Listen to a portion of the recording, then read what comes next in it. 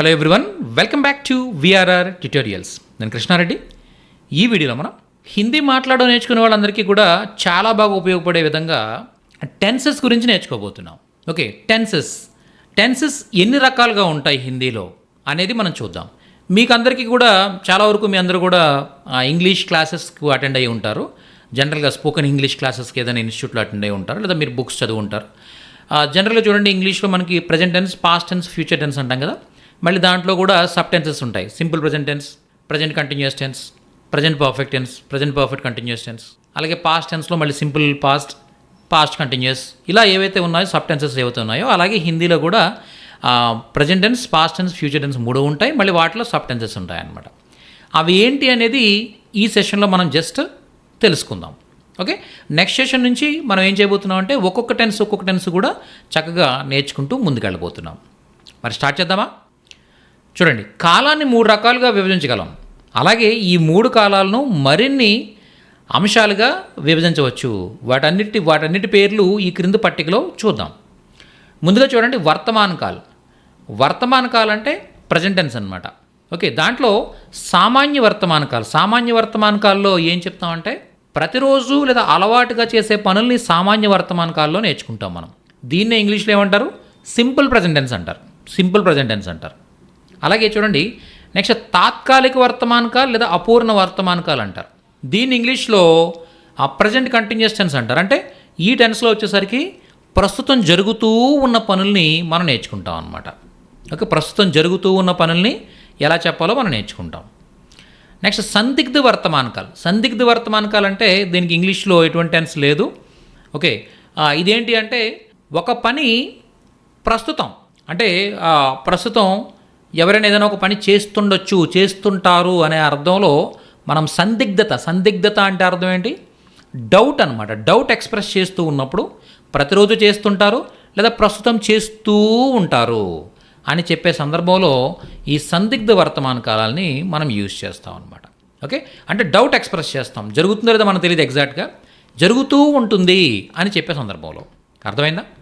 Next భవిష్యత్ call అంటే అర్థం ఏంటంటే ఫ్యూచర్ టెన్స్ అనమాట. మళ్ళీ ఫ్యూచర్ టెన్స్లో సబ్ టెన్సెస్ ఉన్నాయి. ఏంటంటే అవి సామాన్య భవిష్యత్ కాల్ అంటే సింపుల్ ఫ్యూచర్ టెన్స్. అర్థమైందా?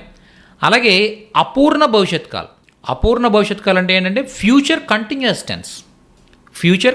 టెన్స్. అలాగే సంభావ్య భవిష్యత్ కాల్, దీనికి ఇంగ్లీష్లో ఒక టెన్స్ ఏమీ లేదు. దీన్ని డిఫరెంట్ ఆక్సిలరీ వర్బ్స్తో, హెల్పింగ్ వర్బ్స్తో చెప్తారు ఇంగ్లీష్లో అనమాట. అంటే ఫర్ ఎగ్జాంపుల్ ఇంగ్లీష్లో మే యూజ్ చేస్తాం, షల్ యూజ్ చేస్తాం, షుడ్ యూజ్ చేస్తాం. ఓకే, లెట్ యూజ్ చేస్తాం, let us go, let us come, ఇలా లెట్ యూజ్ చేస్తాం. ఇలాంటివి ఏవైతే ఉన్నాయో వీటన్నిటిని క్లబ్ చేసి హిందీలో సంభావ్య భవిష్యత్ కాల్ అనే ఒక టెన్స్ ఉందన్నమాట యాక్చువల్గా. ఓకే, దీని గురించి మాట్లాడుకుంటాం. అలాగే నెక్స్ట్ వచ్చేసరికి చూడండి, హేతుమత్ భవిష్యత్ కాల్ అంటే ఫ్యూచర్ కండిషనల్ సెంటెన్సెస్ని ఇక్కడ చెప్తాం అనమాట. అంటే భవిష్యత్తులో ఇలా జరిగితే ఇలా జరుగుతుంది అని చెప్పే సందర్భాల్లో మనం హేతుమత్ భవిష్యత్ కాల్ని ఉపయోగిస్తాం అనమాట. అర్థమైందా మీకు?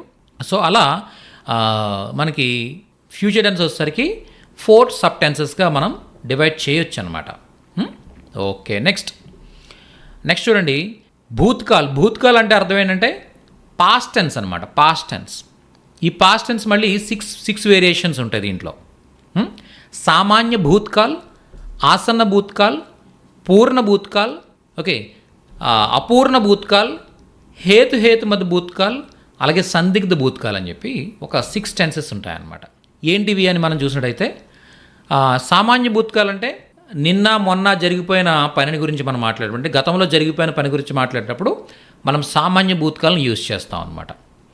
అలాగే ఆసన్న భూత్కాల్ అంటే ఏంటంటే రీసెంట్గా జరిగిన, ఈ మధ్య జరిగిన, లేదా మన రియల్ లైఫ్ అంటే మన పర్సనల్ లైఫ్లో మన ఎక్స్పీరియన్సెస్ కానివ్వండి, ఇలాంటి విషయాలన్నీ కూడా మనం ఆసన్న భూత్కాలు చెప్తాం. దీన్నే ఇంగ్లీష్లో అయితే మనం ప్రజెంట్ పర్ఫెక్ట్ టెన్స్ అంటాం. ఓకే, అలాగే నెక్స్ట్ పూర్ణ భూత్కాల్ అంటే అర్థం ఏంటంటే అయిపోయిన పని అనమాట. ఎప్పుడో అయిపోయిన పని, లేదా గతంలో ఒక పని జరగడానికంటే ముందు వేరొక పని జరిగింది అని చెప్పేటప్పుడు ఈ పూర్ణ భూత్కాలను ఉపయోగిస్తాం మనం. ఈ పూర్ణ భూత్కాల్ని ఇంగ్లీష్లో వచ్చేసరికి ఏమంటామంటే పాస్ట్ పర్ఫెక్ట్ టెన్స్ అంటాం పూర్ణ భూత్కాల్. నెక్స్ట్ సందిగ్ధ భూతకాలం అనేది ఒకటి ఉంది. దీనికి యాక్చువల్గా టెన్స్ ఏమీ లేదు మన ఇంగ్లీష్లో వచ్చేసరికి. దీన్ని ఎలా చెప్పొచ్చు అంటే డౌట్ఫుల్ పాస్ట్ అనమాట. అంటే గతంలో జరిగిపోయిన విషయాల్ని డౌట్ ఎక్స్ప్రెస్ చేసేటప్పుడు ఈ సందిగ్ధ భూతకాలం అనేది యూజ్ అవుతుందన్నమాట. అపూర్ణ భూతకాలం అంటే దీనికి ఇంగ్లీష్లో టెన్స్ ఏం లేదు జనరల్గా. దీని ఇంగ్లీష్లో యూజ్ టు చెప్తాం. అంటే అప్పట్లో జరుగుతూ ఉండేది, చేస్తుండేవాడిని. ఓకే, అలాగే చేస్తూ ఉన్నాను, పాస్ట్ కంటిన్యూస్ టెన్స్. ఇంగ్లీష్లో టెన్స్ ఉందండో పాస్ట్ కంటిన్యూస్ టెన్స్ అంటే నేను నిన్న ఈ టైంకి ఈ పని చేస్తూ ఉన్నానని చెప్తాం కదా మనం.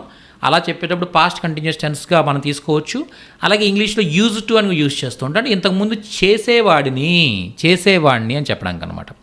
అలాగే హేతుమద భూతకాల్ అనేది సిక్స్త్ టెన్స్ ఉంది. ఇది వచ్చేసరికి ఏంటంటే పాస్ట్ కండిషనల్ సెంటెన్సెస్ అనమాట. అంటే గతంలో ఇలా జరిగుండేది అని చెప్పడం. ఓకే, చూడండి ఇక్కడ ఒక చిన్న మన బుక్లో పేజ్ నెంబర్ 42లో ఒక చిన్న నోట్ ఉంది చూడండి. అయితే స్పోకెన్ ఇంగ్లీష్ పుస్తకాలు క్లాసుల్లో చెప్పినట్టు simple present tense, present continuous tense అంటూ ఒక వరుసలో ఈ పుస్తకంలో హిందీ చెప్పడం లేదు. ఓకే, వాక్య నిర్మాణం వారీగా సులువుగా ఉండే విధంగా ఒకదాని తర్వాత ఒకటి ఒక అంశం కోర్చడం జరిగింది. చూసారా?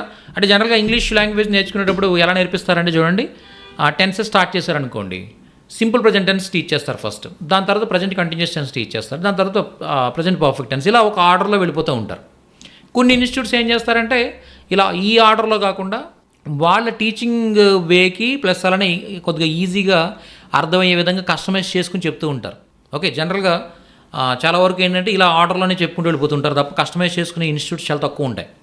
ఓకే, సో అలా ఇక్కడ ఏం చేస్తామంటే ఇలా ఒక ఆర్డర్లో కాకుండా నేను మీకు ఈజీగా అర్థమయ్యే విధంగా కస్టమైజ్ చేసి ఇవ్వడం జరిగిందనమాట.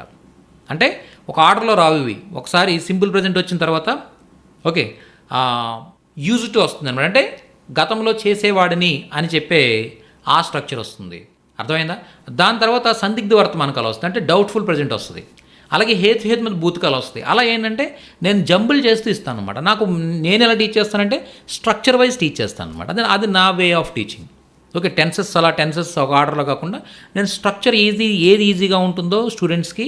అంటే నేను ఆల్రెడీ 9 ఇయర్స్గా హిందీ టీచ్ చేస్తున్నాను. అంటే ఈ రోజుకి నా ఎక్స్పీరియన్స్ ఆల్మోస్ట్ ఒక 2015లో మన ఛానల్ స్టార్ట్ చేసాం, మన యూట్యూబ్ ఛానల్ స్టార్ట్ చేసాం. ఫస్ట్ 2 ఇయర్స్ కూడా నేను ఎక్కువగా ప్రోగ్రామింగ్ లాంగ్వేజ్ అలాగే కంప్యూటర్ కోర్సెస్ టీచ్ చేశాను మన ఛానల్లో. 2017 నుంచి ఆల్మోస్ట్ చాలా ఎక్కువగా హిందీ పైన ఫోకస్ చేస్తూ ఫుల్ టైం హిందీ టీచర్గా ఉన్నాను నేను. ఓకే, అంతకుముందు చాలా స్కూల్స్లో వర్క్ చేశాను, కానీ ఆ ఎక్స్పీరియన్స్ స్పోకెన్ హిందీ కాదు అది.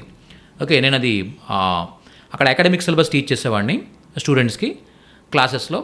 సో వాళ్ళ అకాడమిక్ సిలబస్ టీచ్ చేసేవాడిని కాబట్టి ఆ ఎక్స్పీరియన్స్ స్పోకెన్ హిందీలో కన్సిడర్ అవ్వదు. కాబట్టి నా ఎక్స్పీరియన్స్ ఆల్మోస్ట్ 2017 నుంచి ఈరోజు 2025 ఏప్రిల్ 26. ఓకే, 2025 ఏప్రిల్ 26 అంటే ఆల్మోస్ట్ 8 ఇయర్స్ ఆఫ్ ఎక్స్పీరియన్స్ ఉంది. ఓకే, ఏంటి స్పోకెన్ హిందీ టీచ్ చేయడంలో. సో ఈ ఎక్స్పీరియన్స్ని బేస్ చేసుకుని నాకు 8 ఇయర్స్గా నేను టీచ్ చేస్తూ ఉన్నప్పుడు స్టూడెంట్స్కి ఏ కాన్సెప్ట్ తర్వాత ఏ కాన్సెప్ట్ చెప్తే వాళ్ళు ఈజీగా అర్థం చేసుకోగలుగుతున్నారు, ఇలాంటి అవన్నీ కన్సిడర్ చేస్తూ ఈ బుక్ రాసిన లేదా నేను నా వే ఆఫ్ క్లాసెస్ ఆన్లైన్ క్లాసెస్లో టీచ్ చేసినా కూడా నేను స్ట్రక్చర్ వైజ్ వెళ్తాను అనమాట, టెన్సెస్ వైజ్ వెళ్ళను. ఓకే, సో అలానే ఈ బుక్లో కూడా ఉంటుందన్నమాట. ఓకేనా? సో మీకే ఆ ఈజీనెస్ అంత ఎంత ఆ ఫ్లెక్సిబిలిటీ ఏంటి అనేది మీకే అర్థమైపోతుంది ఈ నెక్స్ట్ క్లాసెస్కి వెళ్ళే కొద్దీ. సో మన బుక్ రెఫర్ చేసే కొద్దీ ఈ స్పోకెన్ హిందీ బుక్ నేను మీకు చూపిస్తున్నాను, చూసారా? ఈ బుక్ వచ్చేసరికి ఏంటంటే 238 పేజెస్ ఉంటుందన్నమాట. ఓకే, ప్రింటెడ్ బుక్ అవైలబుల్గా ఉంది. సో మీకు ఆల్ ఓవర్ ఇండియా ఎక్కడికైనా కూడా మేము బై పోస్ట్ పంపించగలుగుతాం. ఇది టోటల్గా 238 పేజెస్. సో ఈ బుక్ అనేది హిందీ మాట్లాడడం నేర్చుకోవాలనుకున్న తెలుగు వాళ్ళకి ద బెస్ట్ బుక్ అనమాట. ఎందుకంటే మార్కెట్లో ఇలాంటి బుక్ అయితే లేదు. ఓకే, అంత ఇన్ఫర్మేషన్ ఈ బుక్లో అవైలబుల్గా ఉంటుంది. మీరు ఇక్కడ చూస్తున్నారు చాలా ఇన్ఫర్మేషన్, పేజ్ మీ ముందల స్క్రోల్ చేస్తూనే ఉన్నాను నేను. సో ఈ ఇన్ఫర్మేషన్ అంతా కూడా ఈ బుక్ ద్వారా మనం నేర్చుకుని చక్కగా హిందీలో మాట్లాడవచ్చు అనమాట. ఓకే, సో బుక్ ఆర్డర్ ఇవ్వడానికి పై నెంబర్స్ కనిపిస్తున్నాయి. ఈ నెంబర్స్కి వాట్సాప్ ద్వారా కానీ కాల్ కానీ ఫోన్ కాల్ కానీ మీరు కాంటాక్ట్ చేసి బుక్ ఆర్డర్ ఇవ్వచ్చు. ఆల్ ఓవర్ ఇండియా ఎక్కడికైనా కూడా బై పోస్ట్ మేము పంపించగలుగుతాం. Okay, thank you all of you. Next వీడియోలో మరింత నేర్చుకుంటూ మళ్ళీ కలుద్దాం.